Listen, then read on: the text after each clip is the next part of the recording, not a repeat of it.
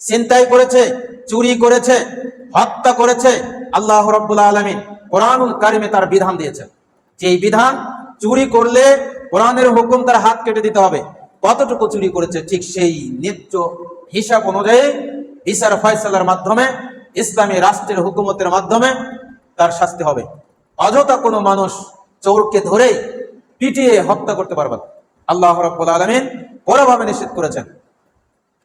আরো বলেছেন, ওয়ালা তাকতুলুন নাফসা আল্লাতী হারামাল্লাহু বিল হক, অন্যায়ভাবে কোনো মানুষ কোনো মানুষকে হত্যা করতে পারবে না।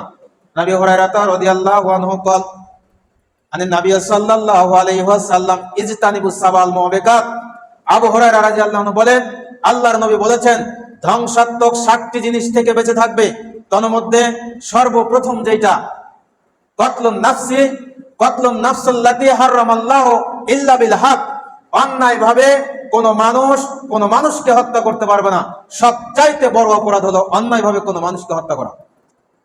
ধ্বংসাত্মক 60টি জিনিস থেকে আল্লাহর রাসূল নিষেধ করেছেন, এই 60টি জিনিস থেকে তুমি তোমার নিজেকে বাঁচিয়ে রাখো।